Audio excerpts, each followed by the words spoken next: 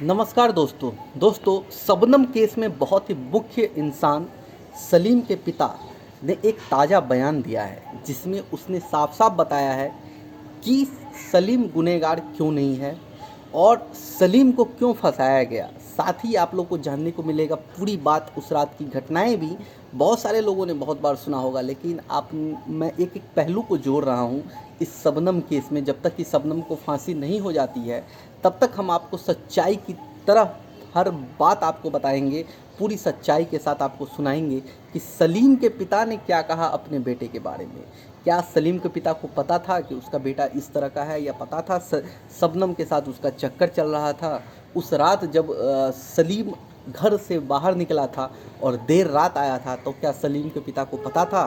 क्या सलीम के पिता ने पुलिस को आगाह किया था? ये सारी बातें आपको बस इस वीडियो में जानने को मिलने वाला है, तो ये वीडियो पूरा ज़रूर देखना और एक एक पहलू आपको जो बताने वाले हैं ये ध्यान से ज़रूर समझना। दोस्तों, जब आज तक के चैनल ने सलीम के पिता को इंटरव्यू लिया, उसमें बताया गया, सलीम के पिता ने कहा कि वो अभी जो है ठेले पे सब्जी बेचता है, फल बेचता है, तो इसी तरह वो अपना ज़िंदगी जो है वो बिता रहा है किसी भी तरह से। लेकिन उस रात सब कुछ बदल गया। जब उस रात ये घटनाएं हुई तब सलीम जो था वो घर में ही था, और वो जब ये घटनाएं हुई तो सुबह सुबह सारे गांव वाले जब देखने गए थे तब सलीम भी गया था देखने के लिए, ऐसा उसके पिता का कहना है। और उस समय जब ये घटनाएं हुई तब जिस तरह से गांव के लोग मौजूद थे, सलीम भी था मौजूद, और सब लोगों ने देखा कि किस बेरहमी से शबनम के परिवार को मौत के घाट उतार दिया। लेकिन किसने उतारा अभी तक किसी को पता नहीं चला था।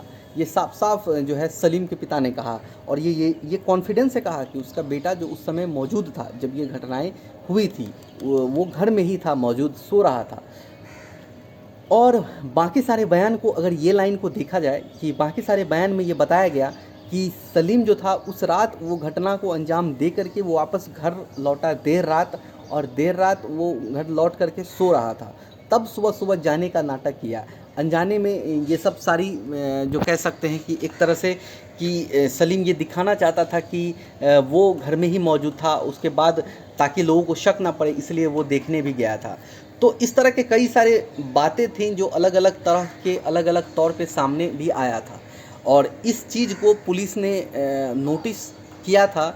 और पुलिस ने कब पकड़ा ये भी सलीम के पिता ने एक बात बताई कि जब कोई सबूत नहीं मिल रहे थे, जब कहीं भी किसी तरह से कोई गवाह नहीं मिल रहा था कि वो किसने मारा, शबनम के परिवार को किसने मारा। ये भी सलीम के पिता ने कहा कि पुलिस को किसी भी तरह का कोई सबूत नहीं मिला किसी भी तरह से। यहाँ तक कि उसने कहा कि सीआईडी भी आई थी, वो अपने कुत्ते को लेकर के आई थी सलीम के पास घर के सामने, तो सलीम को क्यों नहीं सूंघा, वह उस पर क्यों नहीं भौंका। इस तरह से कई सारी बातें सलीम के पिता ने कहा कि मतलब यानी कि सलीम को पकड़ने का कोई सबूत नहीं था उसके पास, लेकिन फिर भी उसने पकड़ा, ये प्रशासन ने पकड़ा, उसके बाद उसको सज़ा भी सुनाई।